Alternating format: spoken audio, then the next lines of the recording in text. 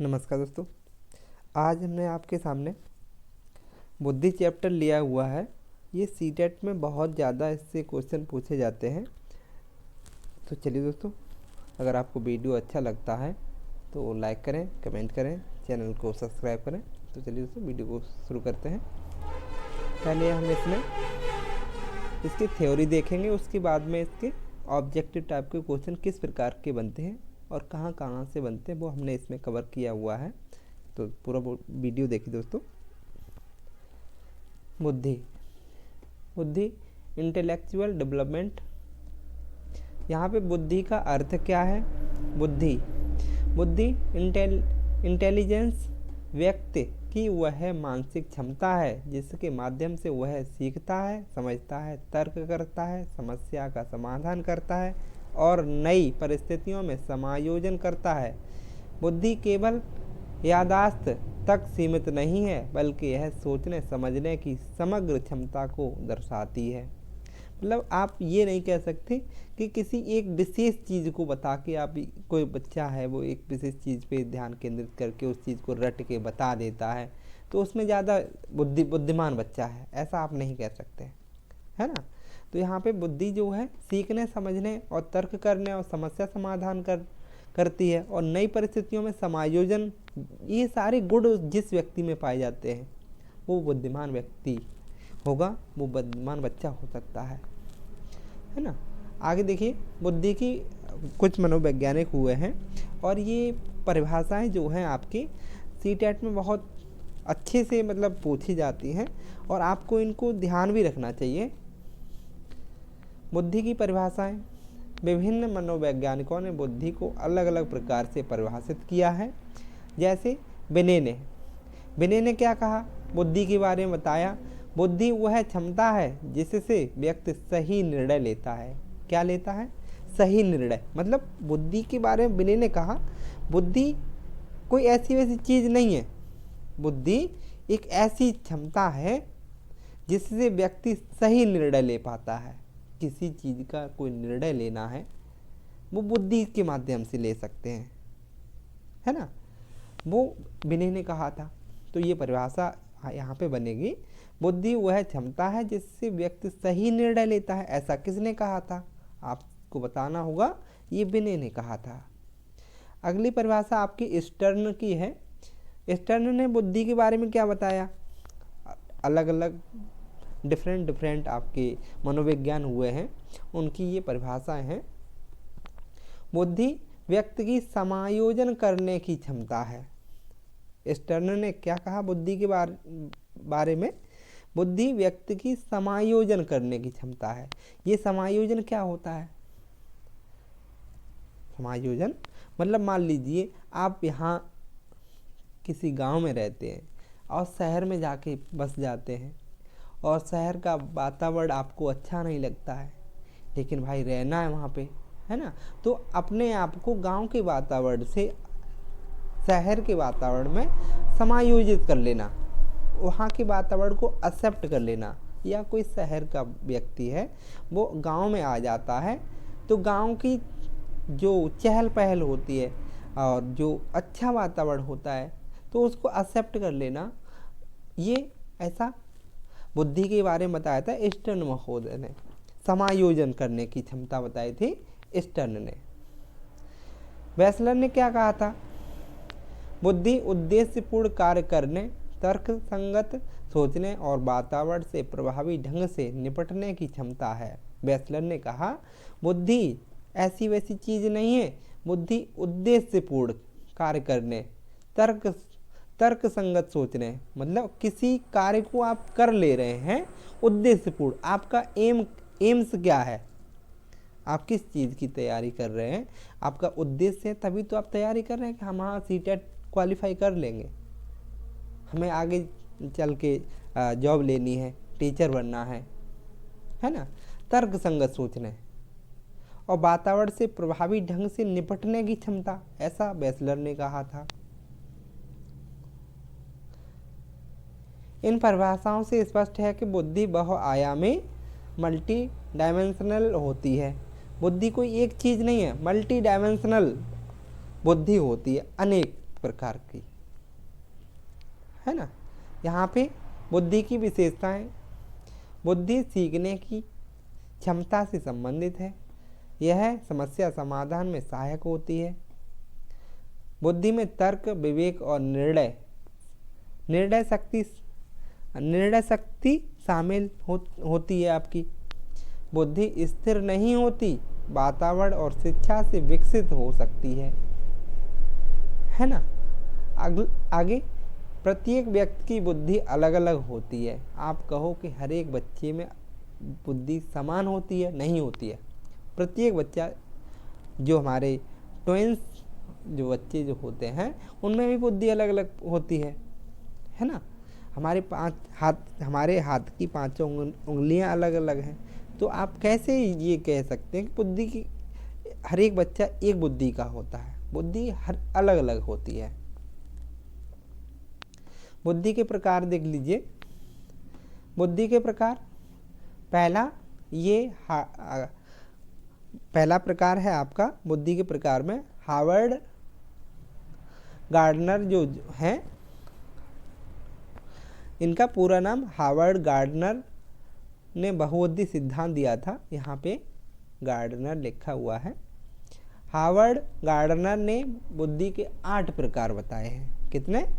बुद्धि के 8 प्रकार। पूछा जाएगा हावर्ड गार्डनर ने बुद्धि के कितने प्रकार बताए थे, तो आपको बताना होगा 8 प्रकार। अब भी उसमें से अब ज़्यादा पेपर डिफ़िकल्ट बनता है तो वहाँ से उनके प्रकार पूछ लेते हैं कि हावर्ड गार्डनर के अनुसार आपके 3 प्रश्न दे देंगे, 3 इसमें से बुद्धि दे देंगे, 1 गलत दे देंगे, तो आपको सिर्फ वही गलत वाली पूछ ली जाएगी आपसे। तो ये आपको याद होनी चाहिए। बुद्धि के हावर्ड गार्डनर ने बुद्धि के कौन कौन से प्रकार बताए थे। पहला, भाषाई बुद्धि होती है। प्रत्येक बच्चे व्यक्ति मनुष्य में भाषाई बुद्धि होती है। हाँ, बिल्कुल होती है। तार्किक, दूसरी बताई थी तार्किक और गणितीय बुद्धि होती है। हाँ, बिल्कुल सही है। स्थानिक बुद्धि होती है और संगीतमय बुद्धि होती है। 4 ये हो गए। शारीरिक और गतिज बुद्धि होती है। अंतर वैयक्तिक बुद्धि होती है। अंतः वैयक्तिक बुद्धि होती है। आपकी प्राकृतिक बुद्धि होती है। आपके 8 प्रकार की भाषाई बुद्धि, तार्किक गणितीय बुद्धि, स्थानिक बुद्धि, संगीतमय बुद्धि और शारीरिक गतिज बुद्धि, अंतर्वैयक्तिक बुद्धि, अंतःवैयक्तिक बुद्धि और प्राकृतिक बुद्धि के बारे में सीटेट में यह सिद्धांत बहुत महत्वपूर्ण है आपका, ये हावर्ड गार्डनर का। आगे दूसरा सिद्धांत आपका ये थर्स्टन का समूह कारक सिद्धांत। आपसे पूछा जाएगा कि थर्स्टन महोदय ने कौन सा सिद्धांत दिया था, तो आपको बताना होगा समूह कारक सिद्धांत दिया था। कौन सा? समूह कारक सिद्धांत दिया था इन्होंने, है ना।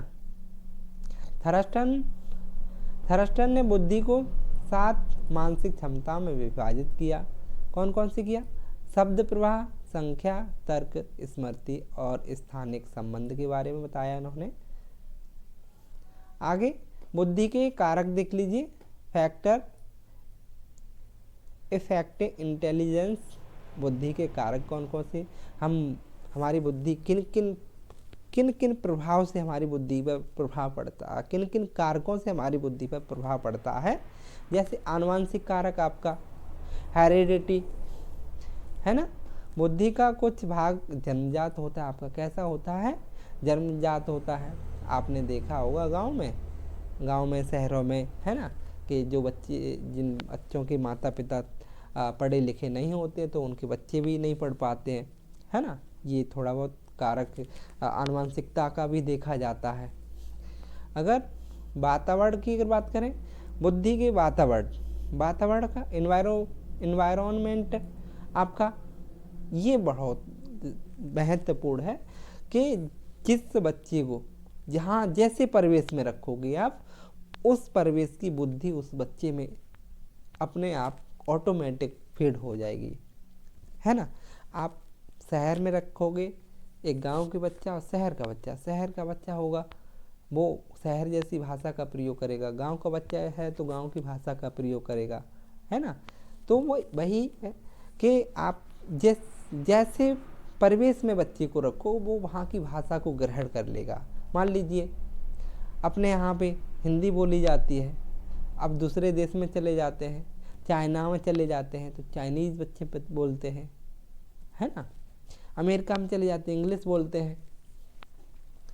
तो वातावरण का प्रभाव बच्चे पे बहुत ज़्यादा देखा जाता है। घर, विद्यालय, समाज, पोषण और अनुभव बुद्धि को प्रभावित करते हैं। आपका घर बुद्धि को प्रभावित करेगा, विद्यालय आपका बुद्धि को प्रभावित करेगा, समाज जैसे जिस प्रकार के जैसे समाज में रह रहे होंगे, अगर समाज आपके आस पड़ोस का समाज अच्छा है तो आप अच्छे बन जाएंगे, है ना। पोषण और अनुभव बुद्धि को प्रभावित करते हैं आपके। दूसरा है शिक्षा। उचित शिक्षण प्रणाली से बुद्धि का विकास संभव है।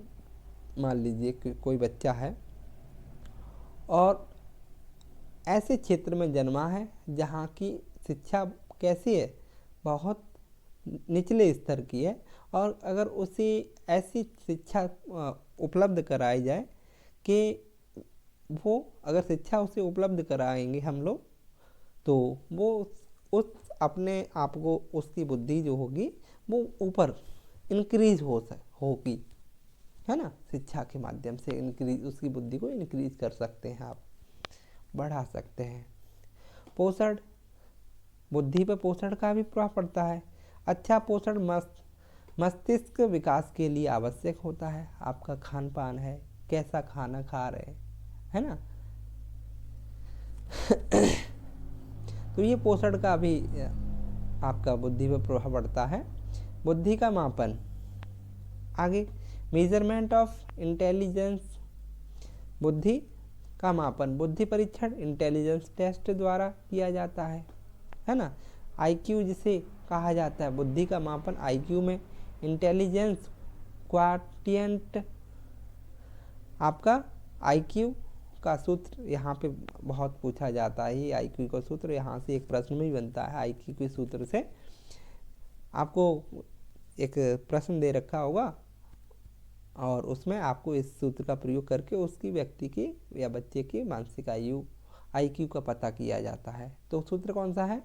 आईक्यू मानसिक आयु बट्टे वास्तविक आयु गुणा 100, ये इसका आईक्यू का सूत्र है ना। मानसिक आयु ऊपर रखी जाएगी, वास्तविक आयु नीचे रखी जाएगी और गुणा 100 का कर दिया जाएगा, ये मानसिक आयु निकल के आईक्यू निकल के आ जाएगा। इंटेलिजेंस क्वाटिएंट, यहाँ पे ये पॉइंट है। यहाँ पे आईक्यू अगर आपका 100 है तो ये औसत बुद्धि का बच्चा माना जाता है। अगर आईक्यू आपका 120 है तो आपका उच्च बुद्धि का माना जाएगा। अगर आईक्यू जो है लेस देन 70 है आपका, तो निम्न बुद्धि का माना जाएगा बच्चा, है ना। तो सीटेट में यह सूत्र बार बार पूछे जाते हैं। ये मानसिक आयु वाला पॉइंट करके लिखा हुआ है यहाँ पे। बुद्धि परीक्षण के प्रकार, बुद्धि परीक्षण कितने प्रकार से आप बुद्धि को माप सकते हैं, देख लीजिए यहाँ पे। व्यक्तिगत परीक्षण होता है आपका, सामूहिक परीक्षण होता है, मौखिक परीक्षण होता है और अमौखिक परीक्षण होता है। बुद्धि को 4 प्रकार से माप सकते हैं, व्यक्तिगत, सामूहिक, मौखिक और अमौखिक। बुद्धि और उपलब्धि में अंतर क्या है? बुद्धि क्या होती है, उपलब्धि क्या है आपकी? बुद्धि उपलब्धि, आप कहो बुद्धि यही उपलब्धि है या उपलब्धि ही बुद्धि है, ये दोनों अलग अलग अंतर हैं। बुद्धि संभाव्य क्षमता है आपकी, उपलब्धि आपकी अर्जित क्षमता है। बुद्धि संभाव्य मतलब संभव है कि आपकी बुद्धि इंक्रीज होगी, और उपलब्धि आपने जो अर्जित की है। मान लीजिए आप टीचर बन जाते हैं तो आपकी वो उपलब्धि है, आपने अर्जित किया है उस पद को अपने बुद्धि के बल पर, है ना। बुद्धि जन्मजात कैसी होती है? बुद्धि जन्मजात, वातावरण, अभ्यास से विकसित भविष्य की क्षमता है, और उपलब्धि वर्तमान प्रदर्शन है आपका। आगे बुद्धि और शिक्षा देख लीजिए। शिक्षक के लिए बुद्धि की जानकारी आवश्यक है क्योंकि यह शिक्षण योजना बनाने में सहायक है। विद्यार्थियों के सीखने की गति समझने में मदद करती है। व्यक्तिगत भिन्नताओं को पहचानने में सहायक होती है आपकी बुद्धि। ये शिक्षक के लिए आवश्यक है। शिक्षक को केवल आईक्यू के आधार पर निष्कर्ष नहीं निकालना चाहिए कि ये बच्चा, अगर मान लीजिए अगर टीचर हैं, आप टीचर भविष्य के टीचर हैं, तो आप कहें कि आप जिस बच्चे का आईक्यू अच्छा है तो वो अच्छा हो, ऐसा निष्कर्ष नहीं निकालना चाहिए। हो सकता है वो आपके डर से उस टाइम से आपसे बात ना कर पा रहा हो, लेकिन दूसरे फील्ड में वो अच्छा हो। गणित में बच्चे कमज़ोर होते हैं, इंग्लिश में बच्चे कमज़ोर होते हैं। जो गणित का बच्चा इंग्लिश में कमज़ोर हो सकता है, इंग्लिश का बच्चा गणित में कमज़ोर हो सकता है। तो आप ये नहीं कह सकते हैं कि हर एक बच्चा, मतलब सभी में जिस बच्चे का आईक्यू अच्छा होगा तो वो हर एक क्षेत्र में अच्छा होगा। अगला, बुद्धि से संबंधित भ्रांतियाँ क्या हैं? बुद्धि केवल जन्मजात नहीं होती। ये आप कहो कि बुद्धि जन्मजात होती है, ऐसा नहीं। बुद्धि जो है हम ग्रहण कर सकते हैं। शिक्षा के माध्यम से बुद्धि को ग्रहण किया जा सकता है। आपका बुद्धि अंकों से नहीं मापी जा सकती। आप क्लास में टीचर अंक दे के अंक बच्चों को दे देता है, कहता है, और जिस बच्चे के अंक अधिक आते हैं तो वो बुद्धिमान, ऐसा नहीं है। ऐसा नहीं आप कह सकते कि जिस बच्चे के अंक अधिक आए हैं कि बुद्धि के अंकों के माध्यम से उस बच्चे की बुद्धि का आप आंकलन कर सकें, नहीं कर पाएंगे, नहीं करना चाहिए। और अभी हमने बताया था कि कोई बच्चा इंग्लिश में अच्छा है तो गणित में खराब है, गणित में खराब तो इंग्लिश में अच्छा है। और भी क्षेत्र हो सकते हैं, कोई बच्चा संगीत में अच्छा होता है ना। अगला, कम आईक्यू वाला बच्चा असफल ही होगा। यह गलत धारणा है आपकी कि जिस बच्चे की जिसका आईक्यू कम है वो हमेशा असफल होता रहेगा, ऐसी अवधारणा तो नहीं होनी चाहिए। मतलब जिसका आईक्यू कम है उसे शिक्षा के माध्यम से उसके आईक्यू को बढ़ाया जा सकता है। तो ये आपकी थ्योरी कंप्लीट होती है दोस्तों। अगर आपको अच्छी लगी हो तो लाइक करें, कमेंट करें और चैनल को सब्सक्राइब करें। अगले हमने आपके प्रश्न लिए हुए हैं और इन प्रश्नों के माध्यम से आप देखेंगे कि किस प्रकार से हम प्रश्नों को अटेम्प्ट करें और अपने बेस्ट ऑप्शन की तरफ कैसे चलें। तो चलिए दोस्तों आगे शुरू करते हैं। पहला प्रश्न है, बुद्धि जो हमारी बुद्धि जो होती है या बौद्धिक बुद्धि का सबसे उपयुक्त अर्थ क्या है? बुद्धि कैसे कार्य करती है ना। तो बौद्धिक शक्ति हमारी क्या है, बुद्धि क्या है, बौद्धिक शक्ति क्या है, बुद्धि से कैसे कार्य करें, अपने आप को कैसे ऊपर तक ले जाएं, यही चीज़ें बुद्धि में पूछी जाती हैं। बौद्धिक बुद्धि का सबसे उपयुक्त अर्थ है, यहाँ पे पूछा जा रहा है बौद्धिक बुद्धि का सबसे उपयुक्त अर्थ क्या है। भावनाओं पर नियंत्रित रखने की क्षमता, क्या भावनाओं पर नियंत्रित रखने पर बुद्धि प्राप्त की जा सकती है? या सामाजिक संबंध बनाने की योग्यता, समस्या समाधान, तर्क शक्ति और वातावरण के अनुकूल करने की क्षमता, नैतिक मूल्यों का विकास। बताइए इसमें कौन सा ऑप्शन सही हो जाएगा आपका? तो ऑप्शन नंबर सी है यहाँ पे समस्या समाधान। आप अपनी बौद्धिक बुद्धि से आप समस्या का समाधान करेंगे, तर्क शक्ति करेंगे, तर्क करेंगे ऐसा है तो कैसे है, और वातावरण के अनुकूलन की क्षमता है ना। ये ऑप्शन नंबर सी हो जाएगा यहाँ पे। दूसरा प्रश्न है हमारा, अल्फ्रेड बिने के अनुसार बुद्धि का तात्पर्य है। बिने ने बुद्धि के बारे में क्या बताया? केवल वंशानुक्रम क्षमता बताई थी? नहीं। भावनात्मक क्षमता? नहीं। निर्णय, तर्क और समस्या समाधान की क्षमता और शारीरिक दक्षता। बताइए कौन सा ऑप्शन सही हो जाएगा? तो बिने ने कहा था कि बुद्धि निर्णय, तर्क और समस्या समाधान की क्षमता है। ऑप्शन नंबर सी हो जाएगा यहाँ पे। अगला प्रश्न तीसरा हमारा, IQ बुद्धिलब्ध शब्द सर्वप्रथम किसने दिया था? बुद्धिलब्ध शब्द पूछा जा रहा है दोस्तों, किसने दिया था? अल्फ्रेड विने ने दिया था, चार्ल्स स्पीयरमैन ने दिया था, विलियम स्टर्न ने दिया था, हार्वर्ड गार्डनर ने दिया था। तो बताइए यहाँ पे, तो ऑप्शन नंबर सी हो जाएगा, विलियम स्टर्न के द्वारा बुद्धिलब्ध शब्द दिया गया है सर्वप्रथम। अगला चौथा प्रश्न है, IQ ज्ञात करने का सूत्र। IQ ज्ञात करने का सूत्र क्या है? आपको बताना होगा, वास्तविक आयु बट्टे मानसिक आयु गुणा 100, मानसिक आयु गुणा वास्तविक आयु गुणा 100, मानसिक आयु माइनस वास्तविक आयु, मानसिक आयु गुणा वास्तविक आयु। तो आपको बताना होगा, बताइए कौन सा हो जाएगा। तो ऑप्शन यहाँ पे मानसिक आयु ऊपर रखी जाती है, मानसिक आयु मेंटल एज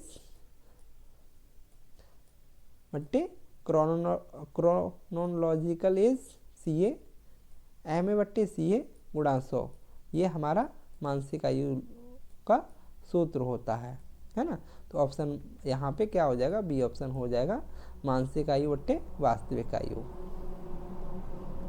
पांचवा प्रश्न होगा हमारा, यदि किसी बालक की मानसिक आयु कितनी 12 वर्ष है, क्या है? मानसिक आयु 12 वर्ष है और उसकी वास्तविक आयु 10 वर्ष है, तो उसकी IQ ज्ञात करना है।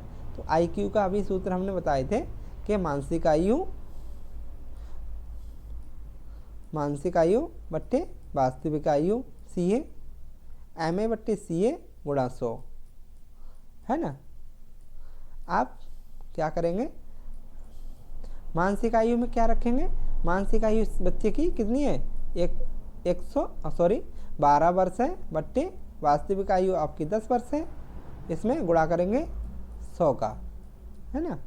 जब इसमें 100 का गुणा करेंगे, गुणा हमेशा दोस्तों ऊपर की तरफ होता है, तो एक जीरो से एक जीरो कट जाएगा, तो यहाँ पे उत्तर आ जाएगा हमारा 120 आएगा उत्तर इसका। तो ऑप्शन नंबर डी यहाँ पे सही हो जाएगा हमारा। अगला प्रश्न है, निम्न में से कौन सा IQ स्तर सुपीरियर माना जाता है?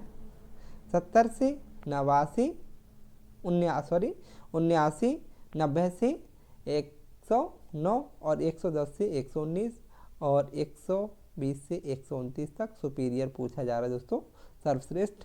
तो ऑप्शन नंबर डी हो जाएगा 120 से 129। आपका ये एवरेज होता है, 90 से 109, 110 दे रखा होता है कभी कभी, तो यहाँ पे ये एवरेज वाला हो जाता है। और ये 70 से 79 तक ये आपका मतलब कम बुद्धि मानी जाएगी। आगे अगला प्रश्न है, विशेष आवश्यकता वाले बच्चों की पहचान हेतु बुद्धि परीक्षण किसने विकसित किया था? बुद्धि परीक्षण पूछा जा रहा है दोस्तों, टर्मन ने दिया था, थॉर्नडाइक ने दिया था, वैक्सलर ने दिया था। तो ऑप्शन नंबर सी हो जाएगा यहाँ पे, विने एवं साइमन ने दिया था बुद्धि परीक्षण। यहाँ पे बुद्धि परीक्षण पूछा जा रहा है, विने एवं साइमन ने दिया था। आठवां प्रश्न है, बच्चों एवं वयस्कों दोनों के लिए उपयुक्त बुद्धि परीक्षण कौन सा है? आपका बच्चों और वयस्कों के लिए पूछा जा रहा है। स्टैनफोर्ड विनय परीक्षण, वैक्सलर बुद्धि परीक्षण, आर्मी अल्फा परीक्षण या समूह बुद्धि परीक्षण। यहाँ पे कौन सा हो जाएगा आपको बताना है दोस्तों। तो यहाँ पे आपका बी ऑप्शन हो जाएगा, वैक्सलर बुद्धि परीक्षण। अगला प्रश्न है, स्पीयरमैन के द्विकारक सिद्धांत के अनुसार बुद्धि के घटक हैं। कौन कौन से बुद्धि के घटक हैं? स्पीयरमैन ने 2 घटक बताए थे, अनेक स्वतंत्र क्षमताएं, सामान्य जीकारक और विशिष्ट एसकारक, सामाजिक और भावनात्मक, मौखिक या अमौखिक। तो इसमें स्पीयरमैन के द्वारा आपका सामान्य, जनरल और स्पेशल विशिष्ट कारक के बारे में बताया था इन्होंने, स्पीयरमैन महोदय ने। कौन सा सिद्धांत बहुबुद्धि मल्टीपल इंटेलिजेंस पर आधारित है? आपका स्पीयरमैन का सिद्धांत, थर्स्टन का सिद्धांत, आपका गार्डनर का बहुबुद्धि सिद्धांत या स्टर्नबर्ग का सिद्धांत आपकी बुद्धि लब्धि से संबंधित पूछा जा रहा है दोस्तों, तो आपको बताना होगा कौन सा सिद्धांत हो जाएगा। तो यहाँ पे बहुबुद्धि मल्टी इंटेलिजेंस पर पूछा जा रहा है, आपको बताना है। ऑप्शन नंबर सी हो जाएगा गार्डनर का बहुबुद्धि सिद्धांत। अगला प्रश्न है गणित तर्क समस्या समाधान में दक्ष विद्यार्थी में अधिक पाई जाती है, संवेगात्मक में, सामाजिक में, तार्किक गणितीय बुद्धि या संगीतात्मक बुद्धि। ऑप्शन नंबर सी हो जाएगा तार्किक और गणितीय बुद्धि। 12वां प्रश्न है बुद्धि को सर्वाधिक प्रभावित करने वाला कारक है आपका केवल वातावरण। यहाँ पे दोस्तों किसी भी प्रश्न में आपको अगर 95% ये केस होता है जिसमें अगर 95% में अगर आपको केवल शब्द मिल जाए किसी में, तो वहाँ पे वो प्रश्न जो है केवल वाला ऑप्शन गलत माना जाता है ना। केवल वातावरण, क्या बुद्धि केवल वातावरण में होती है? नहीं। क्या केवल वंशानुक्रम से होती है प्रभावित? नहीं, वंशानुक्रम और वातावरण दोनों से प्रभावित होती है। क्या केवल विद्यालय से प्रभावित होगी? नहीं, वंशानुक्रम और वातावरण से। 13वां प्रश्न है IQ परीक्षणों की प्रमुख सीमा है, क्या है? ये सृजनात्मकता मापते हैं, ये पूर्णतः संस्कृत मुक्त होते हैं, ये बुद्धि के सभी पक्षों को नहीं मापते, ये भावनात्मक बुद्धि मापते हैं। हाँ, ऑप्शन नंबर सी सही हो जाएगा। यहाँ पे बुद्धि के सभी पक्षों को नहीं मापते, ये गलत है। नहीं, IQ जो होते हैं बुद्धि के सभी परीक्षणों को मापते हैं। ऑप्शन नंबर सी हो जाएगा। जो बुद्धि परीक्षण भाषा और संस्कृत से प्रभावित होते हैं कहलाते हैं आपके संस्कृत निष्पक्ष परीक्षण, आपके प्रदर्शन परीक्षण या संस्कृत पक्षपाती परीक्षण या अमौखिक परीक्षण। यहाँ पे संस्कृत के प्रभावित करते हैं, तो ऑप्शन नंबर सी हो जाएगा संस्कृत पक्षपाती परीक्षण, है ना। पक्षपाती अगर करेंगे तो ये अब उसकी संस्कृत को प्रभावित करेंगे। 15वां प्रश्न है निम्न में से कौन व्यक्तिगत बुद्धि परीक्षण है आपका? आर्मी अल्फा परीक्षण, आर्मी बीटा परीक्षण, स्टैनफोर्ड बिने परीक्षण, समूह बुद्धि परीक्षण। आपका व्यक्तिगत बुद्धि परीक्षण पूछा जा रहा है। यहाँ पे आपको बताना होगा वो व्यक्तिगत बुद्धि परीक्षण कौन सा होता है। तो यहाँ पे आपका सी ऑप्शन हो जाएगा स्टैनफोर्ड बिने परीक्षण। अगला प्रश्न है 70 से कम IQ वाले बालक की सामान्यतः कहा जाता है, तो प्रतिभाशाली नहीं, सामान्य वाला नहीं। सामान्य 90 से 110 के बीच में जिसकी बुद्धि होती है वो सामान्य होती है, और 120 से ऊपर होती है वो प्रतिभाशाली होता है। बौद्धिक विकलांग या श्रेष्ठ 120 से ऊपर वाला या 140 से ऊपर वाला श्रेष्ठ कहलाता है। तो यहाँ पे क्या पूछा जा रहा है दोस्तों? 70 से कम, तो ऑप्शन नंबर सी हो जाएगा बौद्धिक दिव्यांगता। त्रिआयामी बुद्धि सिद्धांत किसने दिया था? गार्डनर ने दिया था, स्टर्नबर्ग ने दिया था, स्पीयरमैन ने दिया था या थ्रस्टर ने दिया था? तो आपको यहाँ पे बताना होगा। बुद्धि का बहुकारक सिद्धांत तो हार्वर्ड गार्डनर के द्वारा दिया गया था, स्पीयरमैन ने आपका द्विकारक सिद्धांत दिया था, स्टर्नबर्ग ने या थ्रस्टर ने? तो ऑप्शन नंबर यहाँ पे कौन सा हो जाएगा बताइए? ऑप्शन नंबर यहाँ पे आपका बी हो जाएगा स्टर्नबर्ग। अगला प्रश्न है स्वयं की क्षमताओं को समझने और नियंत्रित करने की क्षमता कहलाती है सामाजिक बुद्धि, संवेगात्मक बुद्धि, अमूर्त बुद्धि या यांत्रिक बुद्धि? तो स्वयं को अगर आप अपनी भावनाओं को समझते हैं और कंट्रोल करते हैं तो संवेगात्मक बुद्धि होती है आपकी। अगला प्रश्न है 19वां इंजीनियरों और तकनीशियनों के लिए आवश्यक बुद्धि होती है अमूर्त बुद्धि होती है, सामाजिक बुद्धि, यांत्रिक बुद्धि या संवेगात्मक बुद्धि? ऑप्शन नंबर सी हो जाएगा यांत्रिक बुद्धि होती है इंजीनियर और टेक्नीशियन। में। 20वां प्रश्न है, विद्यालय में बुद्धि मापने का मुख्य उद्देश्य है छात्रों को स्थायी रूप से वर्गीकृत करना, छात्रों की तुलना करना। तुलना भी नहीं कर सकते, छात्रों का वर्गीकरण भी नहीं कर सकते आप। ये ऐसे वर्ड होते हैं जो हमेशा नेगेटिव होते हैं। हमेशा बच्चे के हित में आपको उत्तर देना है।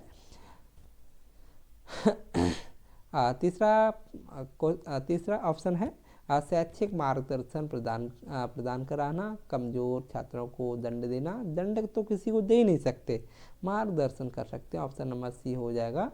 हमेशा ऐसे ऑप्शन को चूज करना है आपको जो पॉजिटिव अर्थ दे रहा हो। हमेशा स्टूडेंट को वरीयता देनी है। वहाँ टीचर सीटेट के पेपर में टीचर जो होता है नेगेटिव माना जा सकता है, लेकिन हमेशा स्टूडेंट को पॉजिटिव मान के आपको उत्तर देना है। जहाँ पे छात्र केंद्रित होगा वो प्रश्न आपका 95% सही होने के चांस होते हैं, है ना। तो चलिए दोस्तों, अगर आपको वीडियो अच्छा लगा हो तो लाइक करें, कमेंट करें, चैनल को सब्सक्राइब करें। इसी प्रकार वीडियो देखने के लिए दोस्तों बहुत बहुत धन्यवाद। नमस्कार दोस्तों, फिर मिलते हैं। नमस्कार।